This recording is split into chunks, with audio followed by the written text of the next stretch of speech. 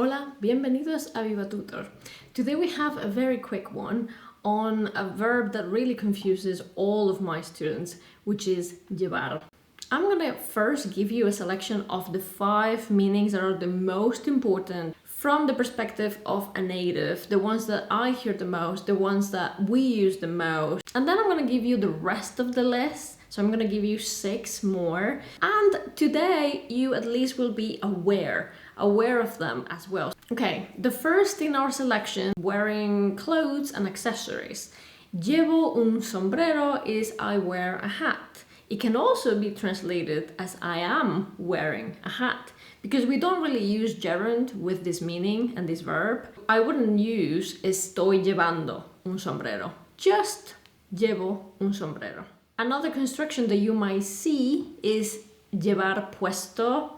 I wouldn't put this in the selection, but just for you to be aware, and I'm mentioning it here because it's the same meaning, llevar puesto is exactly the same, is to wear. So you might see, llevas puesto el jersey que te regalé. You are wearing the jumper I gifted you. The second one is the second most basic, I guess. Llevo a los niños al colegio. I take the kids to school. That can be taking the dog to the vet, the kids to school, your friend to the airport, or the thing, the package, to the destination. You're taking something or someone somewhere.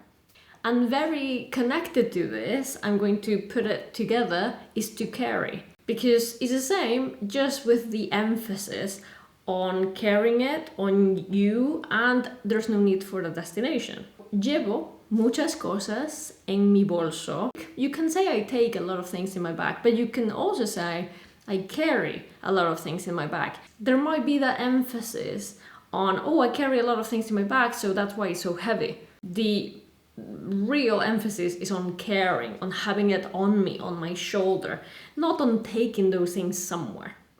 So let's go into number 3. Something takes time. A thing, a noun, like for example a project. El proyecto lleva 5 días, the project takes 5 days. Or an action, which is probably the most common one. For example, llegar al centro de Madrid, to arrive to the center of Madrid, lleva mucho tiempo por el tráfico. It takes a lot of time because of the traffic. So it's often a thing or an infinitive, an action, and that leads it to be it form. So lleva for it. That's it, lleva. In present tense, or of course you can conjugate it in other tenses, but it's always gonna be it form. Fourth one is in this selection because it's so common in informal dialogue, and it's a question. If I give the context of sé que tu madre está enferma, I know that your mom is ill, I can then follow that up with ¿Cómo lo llevas? How do you take it? How do you carry it emotionally? How do you deal with it? Very important is the more you can make associations and connections between meanings, the easier it would be for you to remember, especially when a verb has as many meanings as this one. Dealing with it is the best translation when it's a negative thing, like your mom being ill. But it can be about other types of changes that are more neutral or even positive, like changing a job or changing your house. So in those cases, como lo llevas would definitely be translated as how are you getting on, right? A bit more positive. The lo is really important, como lo llevas, because the lo is referring to the thing that happened, it. And number 5, the last in our selection, is basically an equivalent for perfect tense, past perfect. For example, llevamos, nosotros llevamos, is the same as hemos estado, we have been. So llevamos, we can finish that 3 different ways. 1, a gerund. Llevamos viviendo aquí 5 años. We have been living here for 5 years. The second option is to finish that sentence with a location. We have been here. Llevamos aquí 5 años. Location. And the third option is a feeling or a state. It has to be a temporary thing. So, for example, llevamos casados 5 años. We have been married for 5 years. Or ill, or angry. Hopefully not for 5 years, but for some duration. So this is really, really useful. I have been, llevo, if you want to start just with the first person, doing something for some time, feeling a certain way, or in a certain temporary state for some time, or in a place for some time. It's great. Now let's see the rest of the meanings. So if you're more or less familiar with these, you're already using them, then it's good to look at these other ones. And even before mastering those first 5, I think it's good to be aware of all of the meanings so that you start kind of making sense of them as soon as possible and fitting them in the categories and the general meaning of llevar. And in fact, most of these are going to be reflexive. So I'm keeping the most difficult ones to form in this second part as well. The first of these second list is to lead. Lead, taking a lead or taking on. For example, llevar una vida sana, to lead a healthy life. It's used a lot in the topic of health, llevar una vida sana. Another one would be ¿quién lleva este asunto? Who takes this issue, who leads this issue, or who takes on this issue. An issue, a topic, a problem, a project, a job. So that's why I'm going for leading / taking on. And now we're gonna see the reflexive one.